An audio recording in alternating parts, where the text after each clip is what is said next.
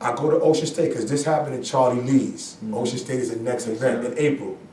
I walk in, Mike Conrad's like, man, I need a third man for teams. I don't know if Elite will let you fight. I said, I ain't fighting for them no more. He was like, you're not fighting with Elite no more? I was like, no. You want to fight for TDS? I was like, come with a sponsorship? He was like, yeah. I was like, yep. And they handed me a uniform right there on the spot. Wow. So immediately, once I got on, Preston came, because Preston wasn't going with them.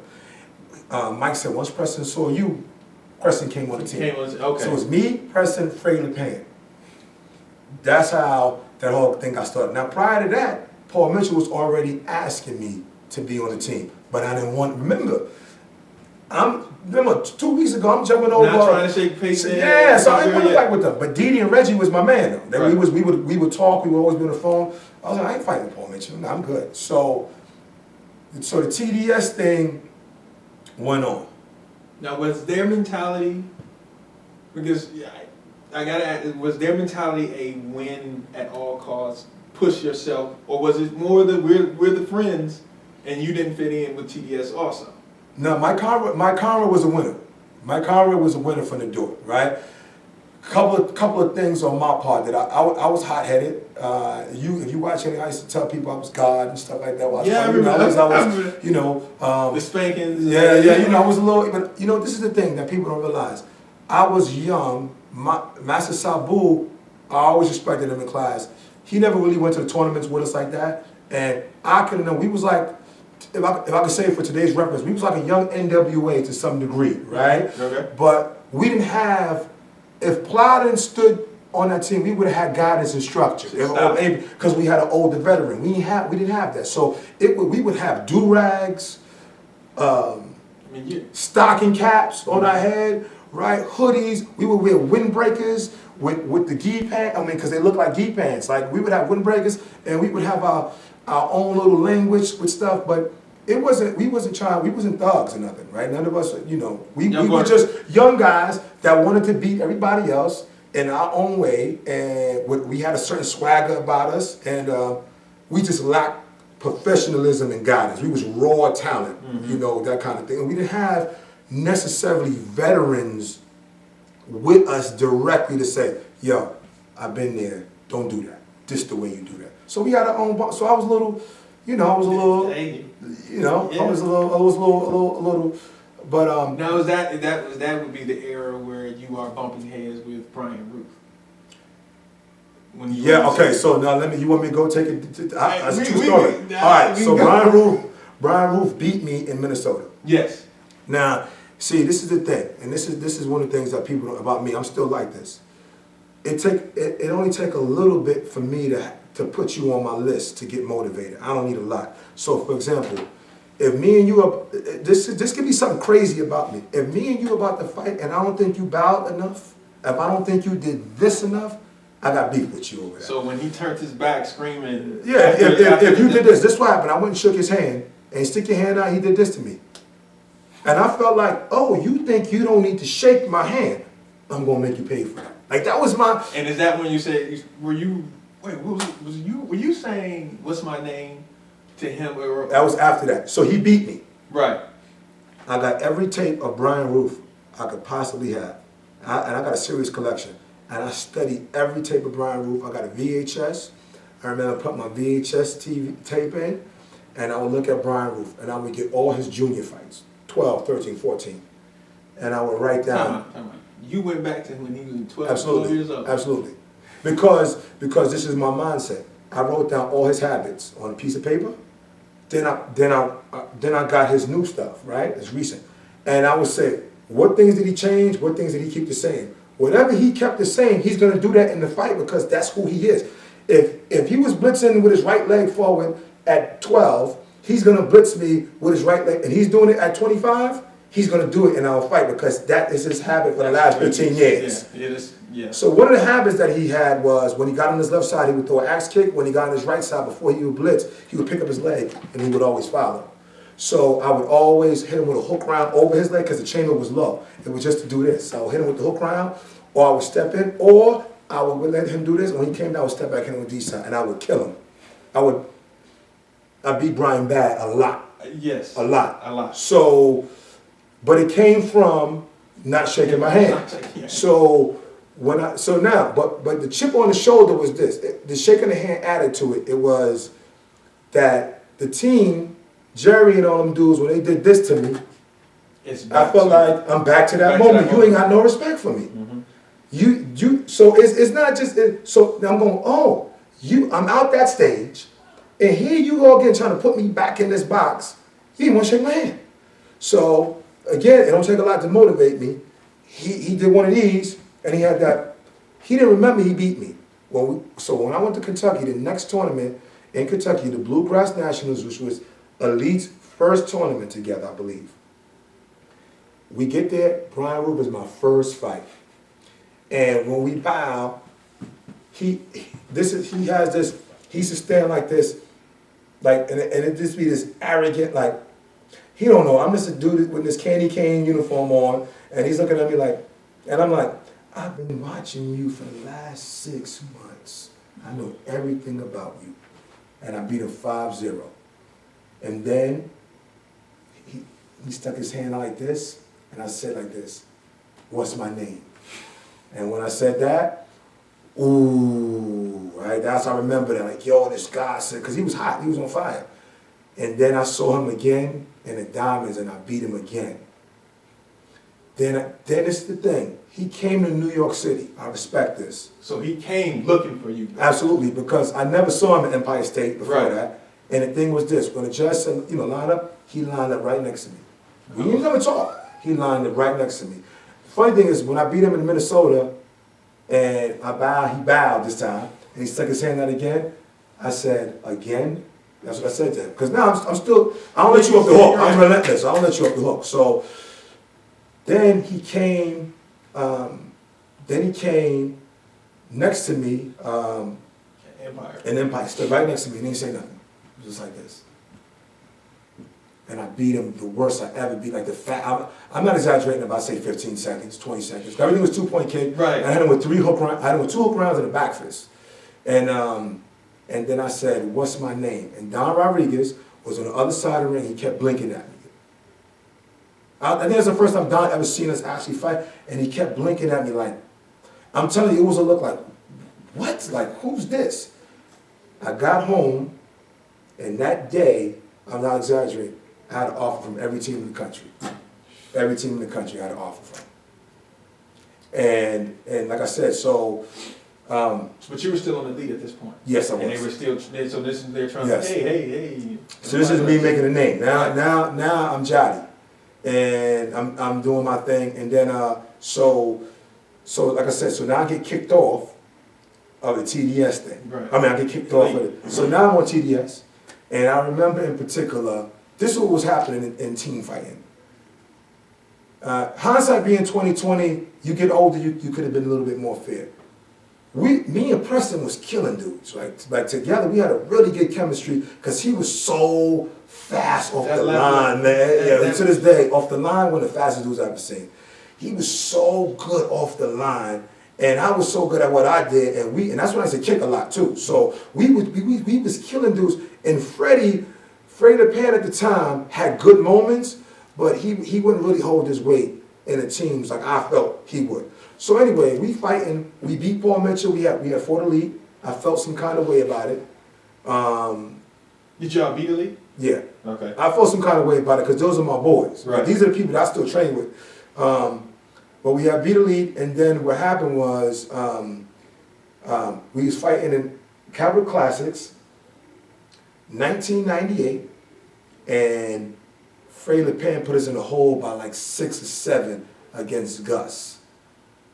And Preston, I think, beat Manny or might have tied with him, and we was down like 7, and then we lost by like 1 or 2, and I threw my gloves up the stairs. I was like, yo, why you messing up? Man, you always messing up. I shouldn't have said that, but I said that. So Mike Conrad had a meeting, and he said, you can't do that. And I said, I want to apologize to you, Freddie. I shouldn't have did that. I should have said that. I'm sorry. And Mike said to me, mind you, it don't take me a lot, right?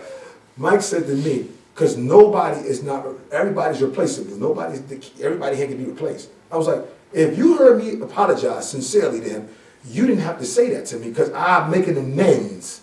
It's not like I'm like, yo, whatever, Mike, I said it, and so what? I'm like, Freddie, it's me and Freddie. I'm like, I shouldn't have said that, I was a little upset, I want to apologize to you. And he was like, nobody in here is not replaceable. And I was like, you can have your uniform back.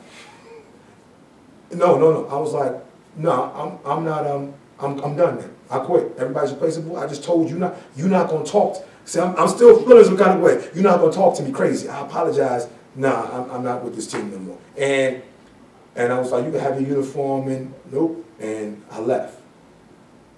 Paul Mitchell approaches me. I'm at another tournament. So it's probably like the next tournament, basically. I'm hot right now, right? You're super fighter. Yeah, everybody's calling me. So I go to a local tournament and I win the grand there. And Don Rodriguez approaches me and says, "Listen, we've been watching you. I've seen you calm down a lot. We would like you to be on Paul Mitchell." I said, "I appreciate it, Don. I think about it."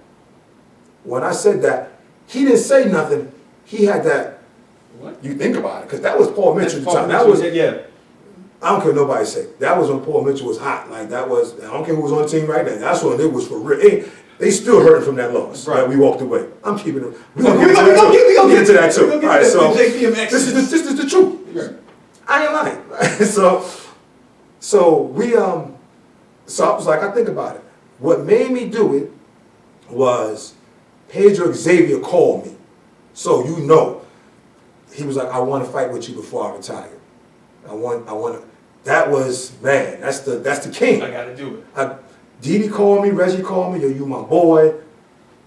I want to fight Pedro's like I want to fight with John Valera, Forms guy, who I love, called me. So I was like, yo, these four right here, they got a relationship with me. I was like, all right, man. So I tell my mom, I said, listen, Paul Mitchell people asked me, she said, well, what you want to do?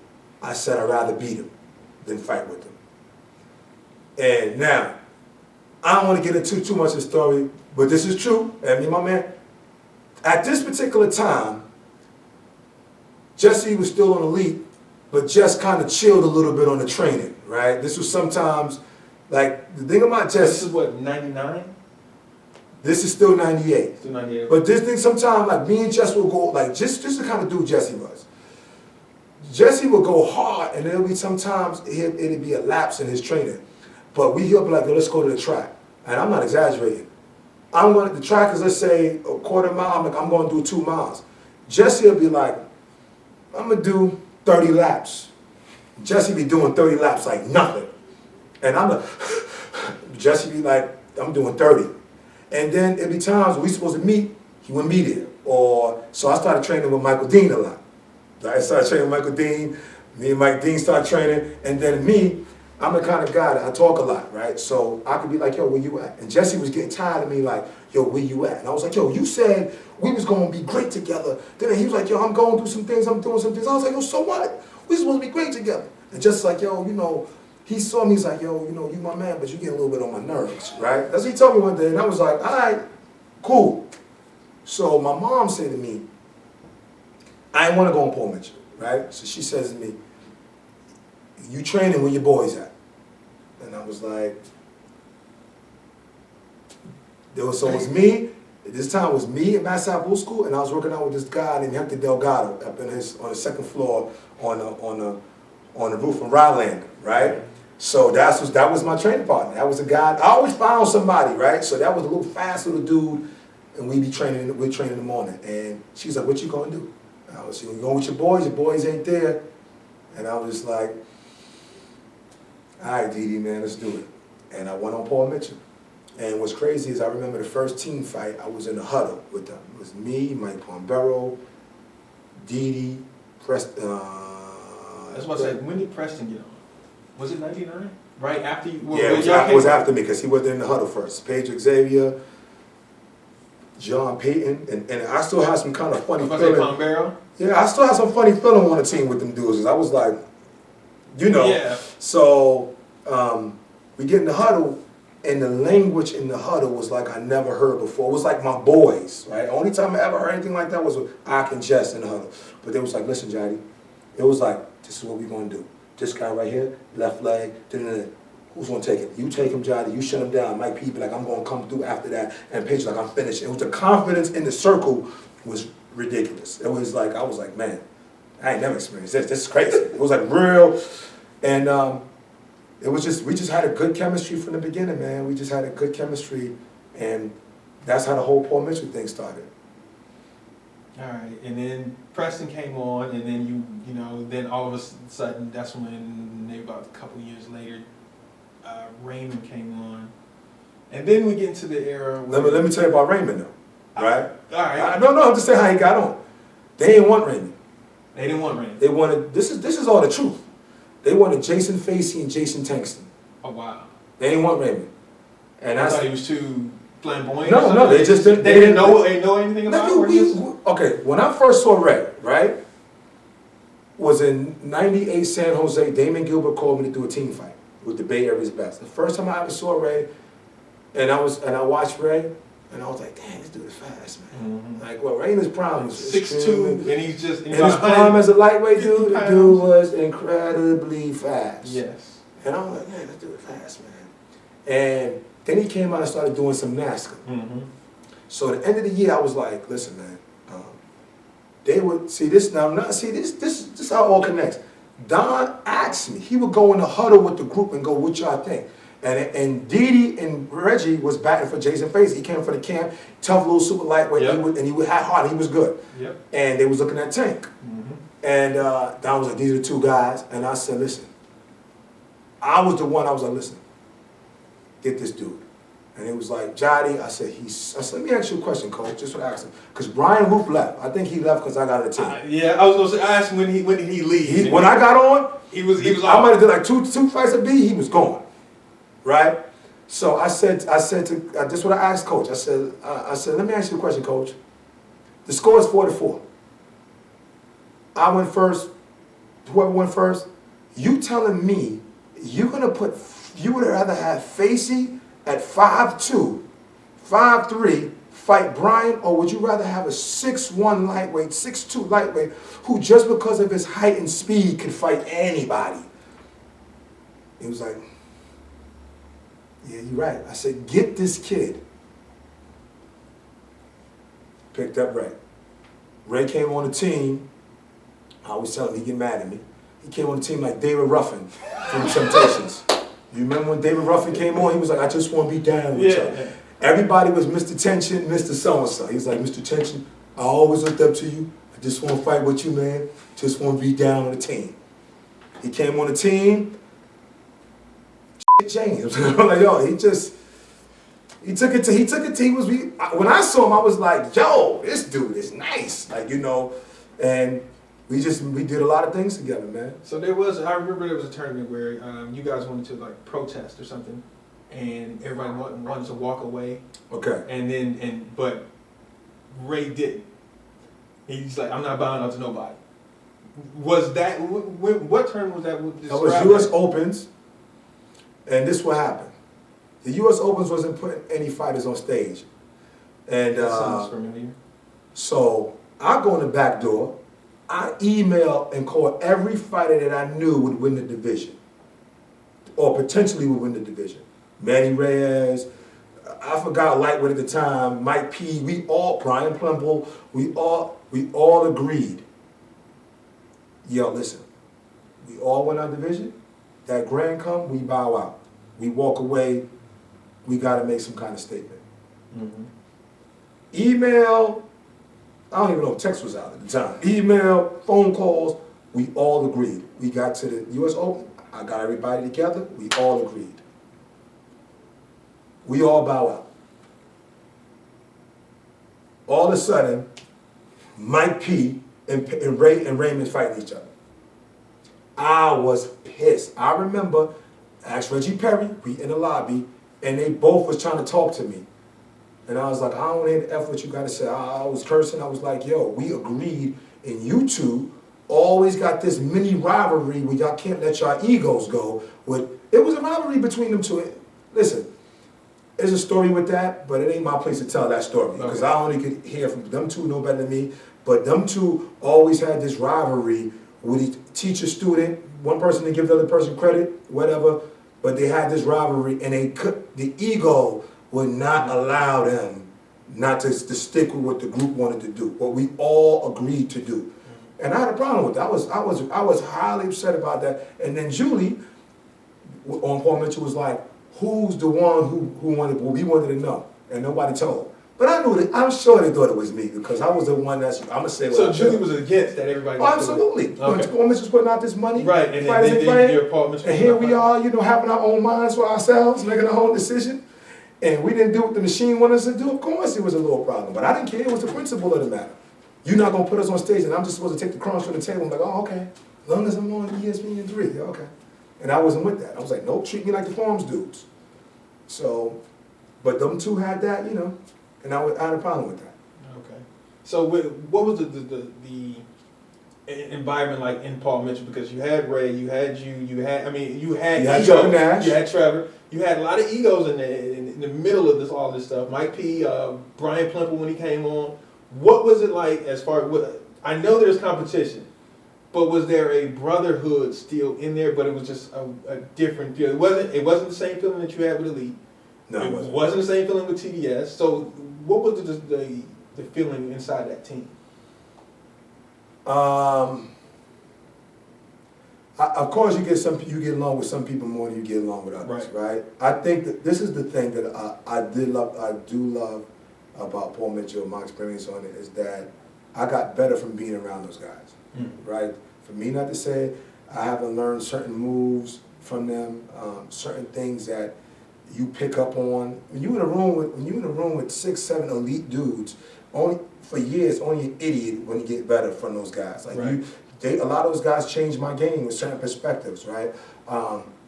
I got along with Christopher Rodriguez well because the guys that I got along with well was guys that I could talk to outside of karate. Like we could talk life, right, politics.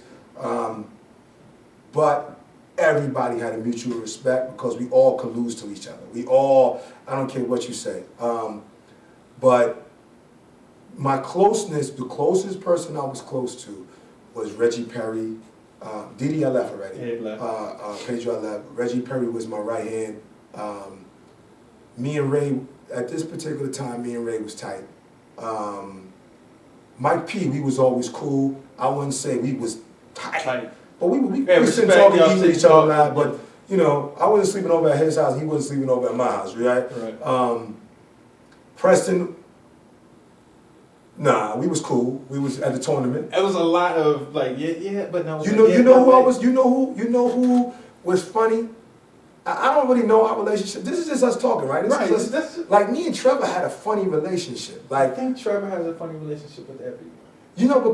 Because we fought well together. The team was me, Trevor, and Preston.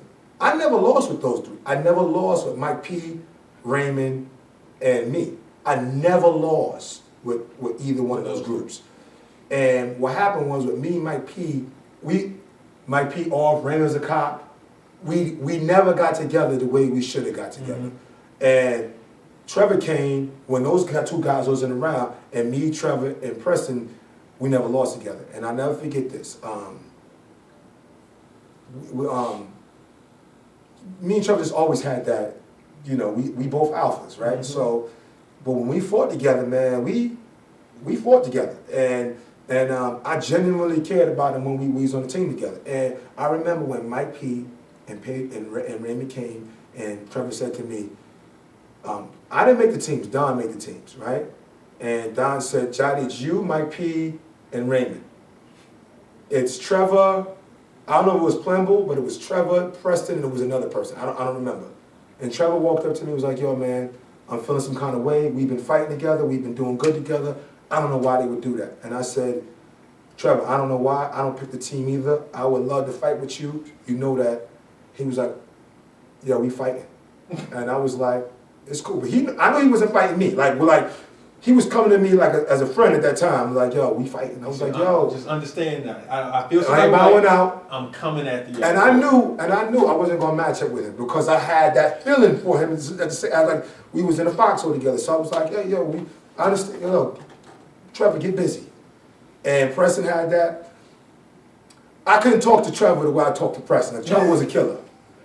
Trevor was a killer, right? Preston was, A talent. yeah. That He, he he, just he, walks, he he steps gonna in the score ring. 30 points on you, but you can flagrant foul him and he gonna think about going in the lane again. Trevor gonna keep going in the lane, right? So it was different. And I don't even remember what happened in the team fight. I don't even remember if we fought or what happened.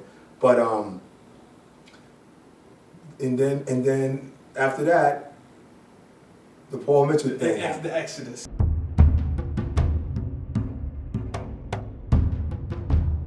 Ray, with all due respect, man, I don't think the other guys, I felt the same way too, but I said, I don't think the other guys is gonna get in line for the Raymond Daniels show.